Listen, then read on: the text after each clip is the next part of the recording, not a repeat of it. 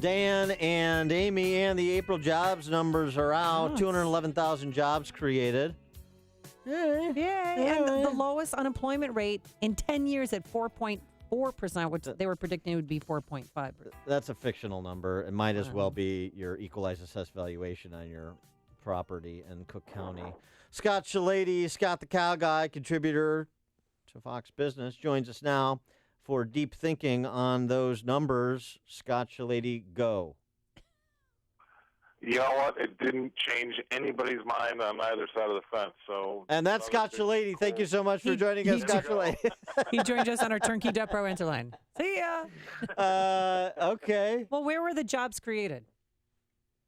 Well, I mean, we had more part-time workers again. We lost some manufacturing jobs.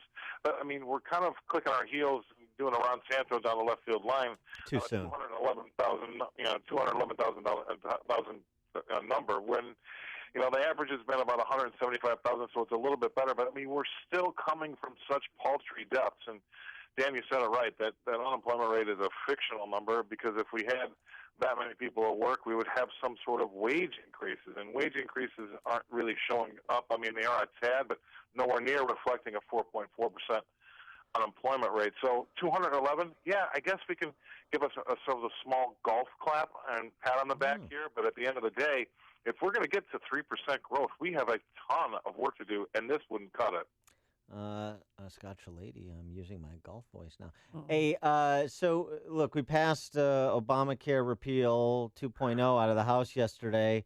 What is it going to take to make you Wall Street fat cats, or cows in this case, since you're the cow guy?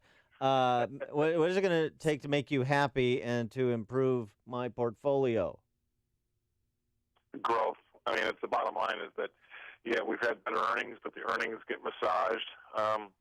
Interestingly enough, the earnings report this quarter shows that the companies that dealt overseas more than the U.S. have made more, or at least showed better increase in earnings than the ones that only traded in the U.S. I think that we're going to need to see something to get that GDP number off of 0.7 or even 1.8 average over the year, because that's really what's going to come in and support it. I mean, and is that something tax reform? Is that something tax reform? No, you know what? Taxes are going to be a little bit of a push and a wind at your back, but cutting taxes isn't going to be the be-all, end-all. I mean, we're all looking at it like it's going to be the savior. We really still have to get these people back to work, and I don't want to be Debbie Downer, but if this is kind of the problem that he's facing, and I've said this before, we keep putting robots, kiosks, and drones to work. We're putting people out of work. Those people owe a lot of money in car loans and school loans, and there's a big problem ahead of us, and we have to manage our way through that. We've got a whole group of the middle class that won't be able to be retrained, and that's going to be a very, very difficult thing to deal with. So how are we going to say, think about the retail sales numbers that we see. 90% of them are still coming from bricks and mortar. But boy, oh boy, online is coming on fast. And if you thought online is coming on fast, it's only 10% of total retail sales. What happens when it's 50% of retail sales? Well, what about President Obama's promise to, add $25 million? President Trump. What did I just say? Obama. Oh, gosh. He's not the president anymore. He's not? No. Oh, what year is this? President Trump's promise to add 25 million American jobs. Is that ever going to see the light of day?